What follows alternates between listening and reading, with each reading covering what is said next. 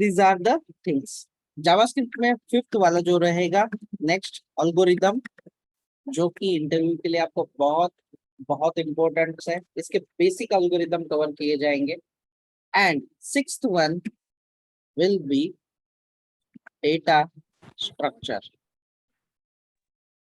ये भी basic level पे जो आप लोगों को इंटरव्यू के लिए क्रैक करना है, ये कवर किया जाएगा। सर थोड़ा एडवांस में नहीं सिखा सकते थे? एडवांस के लिए सिर्फ एडवांस के लिए 8 मंथ चाहिए इसको कंप्लीट करने के लिए। Only algorithm and data structure, कोई भी नहीं मतलब पढ़ेंगे। इंटरमीडिएट लेवल तक? इंटरमीडिएट लेवल पे अभी तो आप लोगों को जरूरत नहीं रहेगी, बट नेक्स्ट जब आप front as a work, if you are working as a front end developer, और बाद में जब आप बैक एंड डेवलपमेंट के लिए जाओगे, तो while the back end development we will go for the intermediate। तो अभी हमारा एक ही एम है, switch the job, get the minimum package around 5 lakh. अगर जिसका ऑलरेडी पैकेज है कुछ, तो around 8 LPA whatever you are getting. अगर कोई वर्किंग है तो अगर वो गेटिंग कर रहा है 3 LPA, तो उसे 6 double the your package. This is the main motive. और उसके लिए बेसिक आप लोगों को सिर्फ और सिर्फ चाहिए एक basic understanding of algorithm and basic data structure, जो इंटरव्यू के लिए और कोडिंग लिखने के लिए आपको इनफ है। That's it. आगे आपको ESD2 रोल के लिए जाना है, यानी कि आपको स्विच करना है, तो उसके लिए आगे की चीजें जो है आपको बहुत अच्छा आना जरूरी होता है। तो that time we will cover it. Okay. So these are the roadmap we will cover in this JavaScript basically. ये हम लोग मेजरली कवर कर लेंगे। So let's start now from the fundamentals.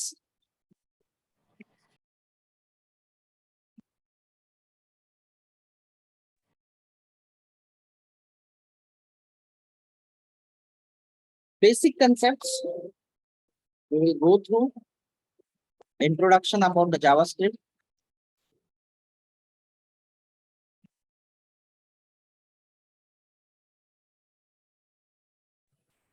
What do you think about the JavaScript? चलिए बताइए, आप लोगों को क्या क्या पता है JavaScript के बारे में, इसके बारे में आप लोगों को बताइए। स्क्रिप्टिंग लैंग्वेज है। Okay, what is the purpose of that? Static page को डायनामिक में कन्वर्ट करता है। जी हाँ, बिल्कुल सही है। लाइटवेट प्रोग्रामिंग लैंग्वेज है। Yeah, it is a programming language. Yes, it is correct. Sir website को फंक्शनल बनाता है। जी हाँ, बिल्कुल, ये बिल्कुल सही है, करेक्ट। सो जावास्क्रिप्ट, आप लोगों को एनी आइडिया, ये जो स्क्रिप्टिंग लैंग्वेज है, ये स्क्रिप्टिंग लैंग्वेज को जावास्क्रिप्ट ही क्यों कहा जाता है? इसका कोई रीजन है? अगर आपने सुना हो तो बैकएंड की एक प्रोग्रामिंग लैंग्वेज है जावा। बहुत कभी कभी जो न्यूली इंटर्ड है वो लोग जावा एंड जावास्क्रिप्ट में कोई फर्क ही नहीं समझ सकते। जावा एंड जावास्क्रिप्ट अलग अलग चीजें हैं। We will discuss about it bit regarding to history, not much more, but little bit. कोई जानता है कि जावा और जावास्क्रिप्ट ऐसे नाम सिमिलर रखने का क्या पर्पस था? एनीवन? सर जावा जावा ने एक्वायर किया था फेमस है तो जावास्क्रिप्ट इसके को। साथ में ये भी फेमस हो जाएगी इसलिए। Sorry, come again. Sir Java famous है तो इस वजह से सर उसके साथ ये भी फेमस हो जाएगी, इस वजह से जावास्क्रिप्ट नाम लिख दिया। सर जावा के कुछ फीचर जावास्क्रिप्ट में है इसीलिए। Okay, सर दोनों okay. अलग कंपनी है, जावा ने एक्वायर किया था दूसरी कंपनी Yes, को। that's the reason. That's the reason. That is the reason. कुछ हद तक बाकी की सारी चीजें थी। 1993 में एक ब्राउजर हुआ करता था, मोसिक ब्राउजर, और उस समय पे ब्राउजर पर चलने वाले जो एप्लीकेशन थे वो ना के बराबर थे। मतलब ब्राउजर पे कोई एप्लीकेशन रन हो, it is very difficult to say. So Brendon each, ये नाम ध्यान में रखना आप लोगों को। 1994 में मार्क एंडरसन, मार्क एंडरसन। थोड़ा सा नाम में टाइपो हो सकता है, तो थोड़ा सा आप लोग गूगल कर देना बाद में। 1994 में मार्क एंडरसन ने ये जो नेटस्केप फाउंड किया हुआ था, नेटस्केप बनाई गई थी, एक बहुत ही पॉपुलर ब्राउजर कहा जाता था। बेसिकली उस टाइम पे हाई लेवल प्रोग्रामिंग लैंग्वेज बहुत कम थी और उस टाइम पे एम्बेडेड प्रोग्रामिंग ज्यादा किए जाती थी। What is exactly embedded programming, मैं बेसिकली आपको क्लियर आइडिया दे सकता हूँ कि एम्बेडेड प्रोग्रामिंग नथिंग बट आपके इलेक्ट्रॉनिक डिवाइस के साथ डायरेक्टली कंट्रोल करती है, डायरेक्टली जो है एम्बेडेड को कंट्रोल कर सकती है। सो उसके लिए मोस्टली करके डेवलपमेंट की जाती थी इलेक्ट्रॉनिक्स डिवाइसेस को कंट्रोल करने के लिए। फॉर एग्जांपल एम्बेडेड का एक सिंपल सा एग्जांपल है, आपके घर में जो टच स्क्रीन आपके पास, टच स्क्रीन कोई माइक्रो ओवन हो या माइक्रो ओवन है, या फिर आपका वॉशिंग मशीन का डिस्प्ले है, ये एक तरह से एम्बेडेड एप्लीकेशंस होते थे, बट ब्राउजर पे चलने वाले एप्लीकेशंस ना के बराबर। So these are the developers who wants कि एक ऐसा कुछ ब्राउजर बनाया जाए जो कि इट शुड वर्क, ये जो है ब्राउजर पे चले या ब्राउजर पे एप्लीकेशन करे। तो ये प्रोजेक्ट स्टार्ट हुआ कि ब्राउजर पे कोई एप्लीकेशन रन हो, लेकिन पूरी तरीके से ये एप्लीकेशन बनने से पहले या अच्छे से स्टार्ट होने से पहले ये जो कंपनी थी ये एक्वायर कर ली गई सन माइक्रो सिस्टम्स करके थी। माइक्रो सिस्टम, माइक्रोसॉफ्ट और micro system both are things different, ठीक है। सन माइक्रो सिस्टम, तो सन माइक्रो सिस्टम के पास ऑलरेडी खुद का प्रोजेक्ट था जिसका नाम था जावा। ये एक बहुत ही पॉपुलर और अच्छी प्रोग्रामिंग लैंग्वेज थी। मोस्ट ऑफ द बहुत सिक्योर्ड और प्लेटफॉर्म इंडिपेंडेंट लैंग्वेज थी सन माइक्रो सिस्टम के पास। और जब ये मार्केटिंग करने जाते थे तो डिफरेंशिएट करना, और सेम कंपनी ने एक्वायर किया है, तो उस टाइम पे जो प्रोग्रामिंग लैंग्वेज ब्राउजर पे रन होती थी उसे अलग नाम से ना देते हुए इन लोगों ने डिसाइड कर लिया कि जावास्क्रिप्ट का ही इसका नाम दे देते हैं, तो जैसे कि डिफिकल्टीज नहीं होगी अंडरस्टैंडिंग करने के लिए। इसको शुरुआत में मोचा भी कहा गया था, देन लाइव स्क्रिप्ट भी कहा गया, बट फाइनली डिसाइड हो गया। गाइस अगर किसी का म्यूट पे है तो बंद कर दीजिए प्लीज, ठीक है। बेसिकली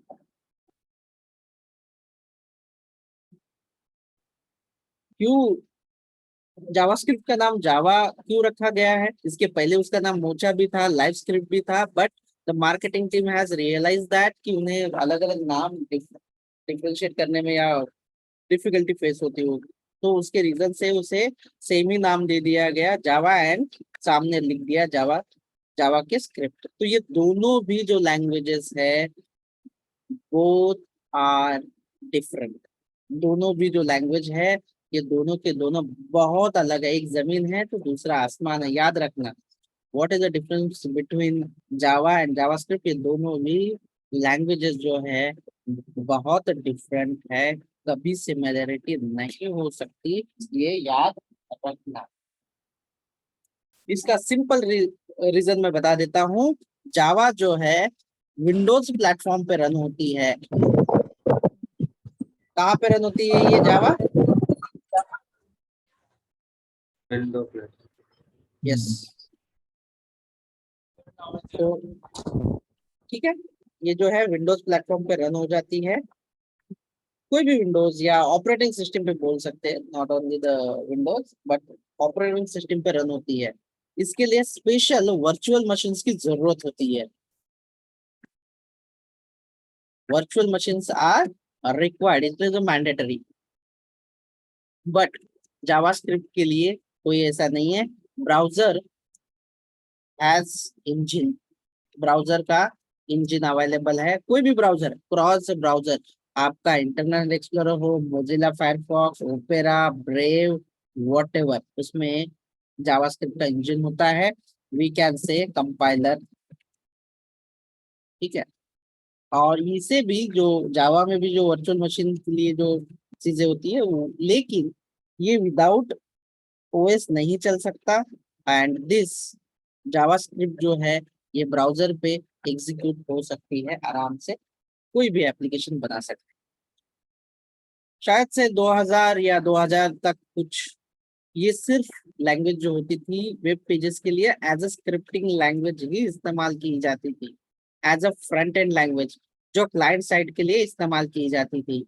लेकिन जैसे ही नोड जेएस इन्वेंट हुआ है, वैसे the JavaScript not is only using the front end, JavaScript का जो यूज है ये फ्रंट एंड में भी होता है एंड बैक एंड में भी होता है। Node JS, Express JS are the examples कि बैक एंड में हम लोग इसकी एपीआई भी एक्सप्लोर कर सकते हैं। बैक एंड का जो सॉफ्टवेयर बनाना चाहते हैं, जो सर्वर होता है बैक एंड वाला, वो भी हम लोग उसकी जो कोडिंग होती है, एप्लीकेशन जो होती है, वो भी हम लोग जावास्क्रिप्ट से डेवलप करते हैं। इवन दो फ्रंट एंड में भी हम लोग पावरफुली जावास्क्रिप्ट का इस्तेमाल करते हैं। तो अभी हम लोग पहले कहते थे कि JavaScript is a client side programming language, यानी कि सिर्फ ब्राउजर पे इस्तेमाल किया करते हैं, बट अभी वैसे नहीं रहा। नोड जेएस आने के बाद हम लोग उसे एज अ, जैसे जावा बैकएंड लैंग्वेज होती थी, वैसे ही हम लोग नोड जेएस का यूज करके जावास्क्रिप्ट का कोड लिखते हैं एज अ बैकएंड। तो the JavaScript is whole and soul. अगर आप जावास्क्रिप्ट सीखोगे तो आपको बैकएंड के लिए अलग से कोई भी प्रोग्रामिंग लैंग्वेज करने की जरूरत नहीं है, ना आपको पाइथन, ना आपको जावा, ना सी शार्प, ना डॉट नेट, ना PHP. This is the strong, क्योंकि ये most of the all the front end के लिए इस्तेमाल होने वाली एक मात्र लैंग्वेज है, क्योंकि फ्रंट एंड में बाकी की लैंग्वेज इस्तेमाल नहीं की जाती उतनी widely for the dynamic purpose. इसीलिए जावास्क्रिप्ट बहुत ही इम्पोर्टेंट है। अगर आप जावास्क्रिप्ट डेवलपर बनते हो तो you get a chance to develop application as a remote developer. Remote developer मतलब यूके यूएस के एप्लीकेशंस भी आप कोलन्स ओनली बना सकते हो, जो कि अच्छा खासा पैकेज आपको मिल सकता है। It is a huge demand, not only front end but आप बैक एंड भी जावास्क्रिप्ट से डेवलप कर सकते हो। तो बेसिकली जावास्क्रिप्ट का तो ये पर्पज है कि ये फ्रंट एंड में और बैक एंड दोनों भी यहाँ पे वर्क करती है, तो आपको अलग कोई प्रोग्रामिंग लैंग्वेज सीखने की जरूरत नहीं होती है बैक एंड में। सो नाउ फ्रंट एंड के लिए बात करते हैं कि फ्रंट एंड में जावास्क्रिप्ट से क्या प्रोवाइड किया जाता है, what is availability for the JavaScript. तो जावास्क्रिप्ट में कुछ लाइब्रेरीज है जो बहुत ही फेमस है एप्लीकेशन डेवलपमेंट करने के लिए, और कुछ फ्रेमवर्क है। So interviewer asks you what is a library and what is a framework. Anyone is there जिन्होंने मेरा कभी जावास्क्रिप्ट का लेक्चर अटेंड नहीं किया है और उनको पता है कि लाइब्रेरी क्या है और फ्रेमवर्क क्या है? Anyone can? क्या डिफरेंस होता है लाइब्रेरी में और फ्रेमवर्क में? तो सबसे पहले बेसिकली ये समझ सकते हैं, कोई बता सकता है quickly guys? Sir already pre define किया गया है, वहीं पे अपन को कोड लिखना है। Both are everything, both are same. Library में भी वही होता है और फ्रेमवर्क में भी वही होता है। What is the difference between both? The तो difference है सिस्टमैटिकली लिखना पड़ता है सर, ऑलरेडी पर्टिकुलर जगह पे लिखना पड़ता है फ्रेमवर्क में। Okay, so library, what is exactly library guys? Library, it is a nothing but JavaScript की कोडिंग ऑलरेडी लिखी होती है, ये सही बात है। It is pre defined code, या कोई किसी डेवलपर ने ऑलरेडी लिखा हुआ है, ठीक है। और वो जो कोड है या वो जो फाइल्स है, जैसे कि जैसे फॉर एग्जांपल के लिए एक फाइल है, लाइब्रेरी का नाम का मैं एक फाइल बना देता हूँ, एक जावास्क्रिप्ट की फाइल है, मान लेते हैं मैं नाम लिख देता हूँ अभिषेक अभी.js, और इसमें मैंने एक फंक्शन लिखा है, फंक्शन फन, और इट डज समथिंग। अभी अगर मेरा कोड है, मैं ये जो फाइल है सिर्फ लिंक करूंगा मेरे जावास्क्रिप्ट के अंदर या मेरे HTML फाइल के अंदर, और ये फंक्शन को सिंपली कॉल करूंगा। I will use this function मेरे कोड में। जैसे कि मान लेते हैं I have the file index index.html, ये मेरी फाइल है, ये मेरी फाइल है, और इसमें मैं इस फंक्शन को कॉल कर सकता हूँ डायरेक्टली। ठीक है, मैंने ये कोड लिखा नहीं है, जो भी फंक्शनैलिटी है ये सारी फंक्शनैलिटी जो है मैं डायरेक्टली इस्तेमाल कर सकता हूँ मेरे कोड में। ये जो है मेरे कोड में मैं इस्तेमाल कर सकता हूँ। ठीक है, अभी ये जो फंक्शन होगा जैसे कि console.log में जाएंगे हम लोग, और मैं कुछ भी लिख सकता हूँ। दैट्स इट, डायरेक्टली मैं इसे यूज करूंगा मेरा जो भी पर्पज है। तो ये है लाइब्रेरी। क्या है library? Library is nothing but, पहले से कोड लिखा है और मैं मेरे कोड में लिखने वाला हूँ, उसे इस्तेमाल करने वाला हूँ। But then what is a framework? Framework के अंदर भी प्री डिफाइंड कोड होता है। प्री डिफाइंड कोड सेम है, देखो दोनों में भी है। It has pre defined code, along with it has predefined it has a predefined process. यानी कि दोनों चीजें हैं, एक है कोड और एक है प्रोसेस। तो इसमें ना हमें कोड जो है प्रोसेस ने जैसे बोला है वैसे लिखना पड़ेगा। फ्रेमवर्क में हमारा, हम जो कोड है ना हमारे हिसाब से नहीं लिख सकते। We are not writing our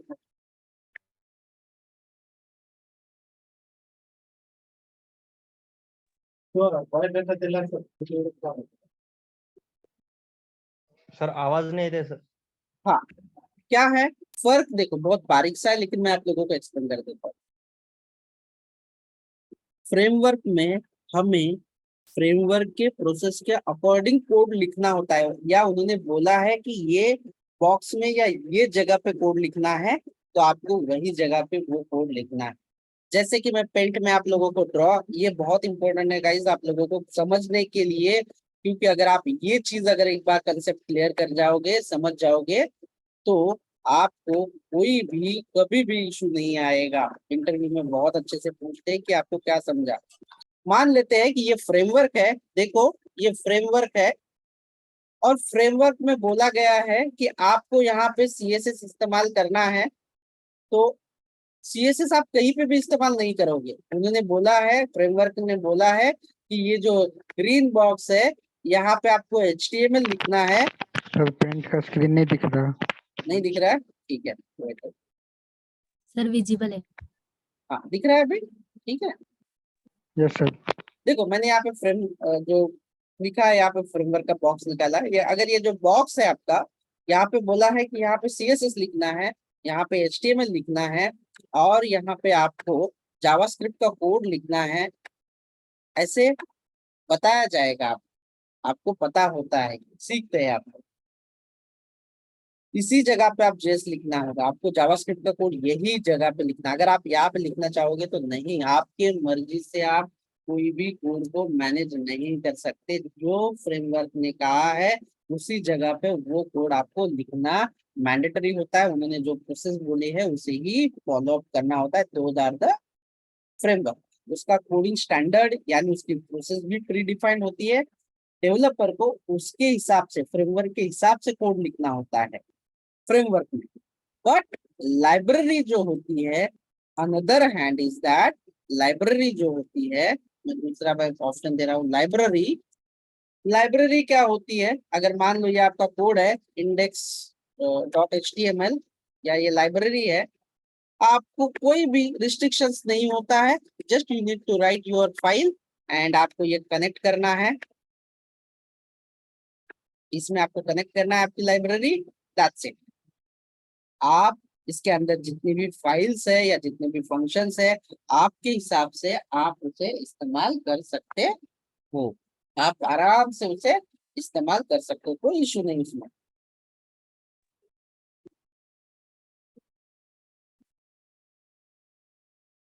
ठीक है, क्या फर्क आप लोगों को समझा है फ्रेमवर्क और लाइब्रेरी में एज ए वर्किंग स्टैंडर्ड? बोलिए आप लोग, आप बोलोगे तो मैं आगे बढ़ पाऊंगा। Sir framework predefined and preprocess होता है। प्रोसेस है, प्रोसेस प्री डिफाइंड है, हमें developer have to write, developer को फ्रेमवर्क के इशारों पे कोड लिखना पड़ेगा। सिंपल अगर समझने के भाषा में बोलूं तो हमें डेवलपर को जो है नाचना पड़ेगा फ्रेमवर्क के स्टेप से, उसे उसी तरह से काम करना पड़ेगा। लाइब्रेरी, डेवलपर लाइब्रेरी को किसी भी तरह से यूज कर सकता है, उसे कोई फर्क नहीं पड़ेगा, ये फर्क है। फिर फ्रेमवर्क क्यों इतनी डिमांड में है? क्योंकि क्या होता है कि फ्रेमवर्क में सारा कोड अपने हिसाब से अरेंज्ड होता है, ये रेडी टू डायरेक्टली प्रोडक्शन होता है, ये चीजें होती है। दूसरा होता है लाइब्रेरी फिर क्यों डिमांड में है? क्योंकि डेवलपर के हिसाब से वो कोड कहीं पे भी इस्तेमाल कर सकता है, developer is free to use anywhere, जैसे वो चाहे, तो अपनी अपनी चॉइस होती है। तो most of the front end जो फ्रेमवर्क है, एंगुलर क्या है, एंगुलर क्या है, लाइब्रेरी फ्रेमवर्क है, फ्रेमवर्क है। एंगुलर के अंदर आप कहीं पे भी कुछ नहीं लिख सकते, आपको जिस हिसाब से बोला गया है, जो फाइल जहाँ पे क्रिएट करनी है वहीं पे क्रिएट करनी होगी। अलग जगह पे अगर हो जाए तो वो काम नहीं करेगा। And the one of the most important and another one is library जो है, जो फ्रंट एंड में इस्तेमाल करते हैं, वो दूसरी है रिएक्ट, ये है लाइब्रेरी।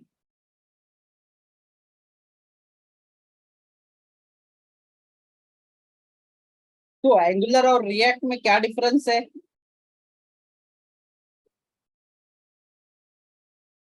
और एंगुलर एक फ्रेमवर्क है, लाइब्रेरी एक रिएक्ट लाइब्रेरी है। हाँ, एंगुलर जो है एंगुलर जो है एक फ्रेमवर्क है।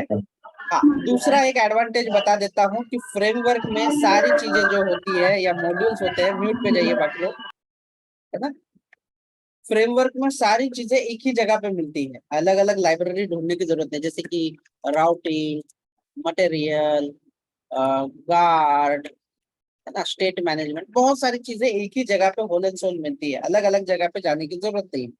लेकिन अगर लाइब्रेरी की बात करें तो बाकी के काम करने के लिए, राउटिंग के लिए अलग मॉड्यूल या अलग लाइब्रेरी का इस्तेमाल करना होता है। Multiple library need to be use there, बहुत सारी लाइब्रेरी का इस्तेमाल जो है यहाँ पे हमें करना होता है।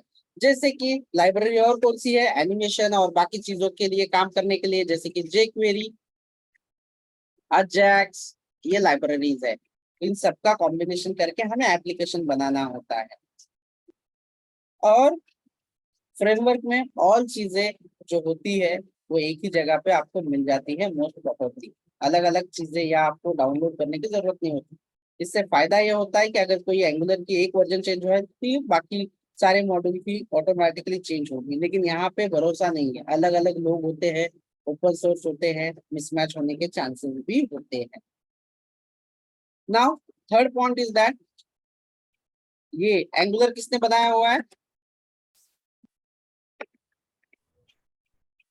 एंगुलर किसने बनाया हुआ है, गूगल।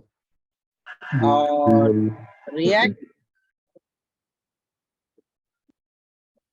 आप अभी उसे मेटा भी कह सकते हैं।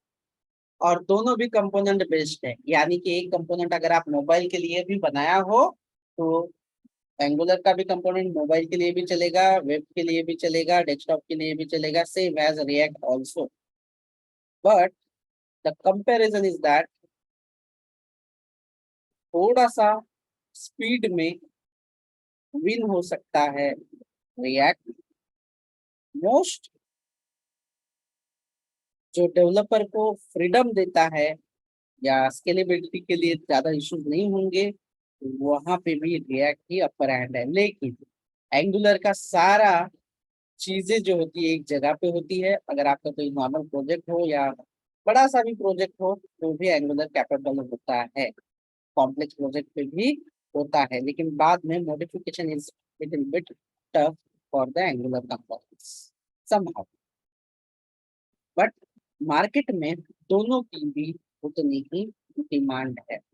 Now we have the most of the demanding to the Angular. अपना जो एरिया है डिपेंड है, लाइक द मुंबई, तो एंगुलर की ज्यादा डिमांड होती है पर्टिकुलर एरियाज में, तो वो भी है. सर अगर आप एंगुलर भी सीखते हैं, टेलविंड क्या है? सॉरी सर बूटस्ट्रैप और टेलविंड लाइब्रेरी है या फिर framework? बेसिकली टेलविंड या बूटस्ट्रैप का यहाँ पे हम लोग कंपैरिजन नहीं कर सकते, क्योंकि वो जावास्क्रिप्ट की नहीं कह सकते हम लोग. We can say it is a CSS one, और एक तरह से वो लाइब्रेरी है. क्या आप लोग बूटस्ट्रैप के हिसाब से कुछ चीजें जो करते हैं, या बूटस्ट्रैप की फाइल आप इस्तेमाल करते हो, तो बूटस्ट्रैप या टेलविंड की जो फाइल्स है आप लोग उसे इस्तेमाल कर सकते हो. ये मतलब लाइब्रेरी में कंसिडर कर सकते हो उसे आप. डिपेंड्स. तो ये बेसिकली कंपैरिजन है, ये आप लोगों को पता होना बहुत जरूरी है. इसमें बहुत सारे और भी है, जैसे कि Vue.js है, और भी नए नए आ चुके हैं, जैसे कि जो Express.js हम लोग यूज करते हैं, Next.js हम लोग यूज करते हैं. तो बहुत सारी ऐसी डेटा साइंस के लिए भी जावास्क्रिप्ट का यूज किया जाता है. टेंसरफ्लो आप अगर गूगल भी करोगे तो टेंसरफ्लो JS है, और बहुत सारी चीजों में जावास्क्रिप्ट का. तो जावास्क्रिप्ट बहुत ही पॉपुलर लैंग्वेज है. आप चाहे बैकएंड में यूज करो या फ्रंट एंड में यूज करो, but you have to do it that. This is the basic introduction for JavaScript, जो आपको ये पता ही होना चाहिए, मैंडेटरी चीज है. Any other question guys from the this perspective? No sir. तो किसी को अगर पता नहीं है, और भी बहुत सारे फ्रेमवर्क है या लाइब्रेरी है, आप कुछ भी जैसे जैसे आप यूज करते जाओगे आपको पता चलेगा. सो मोस्ट फंडामेंटल्स में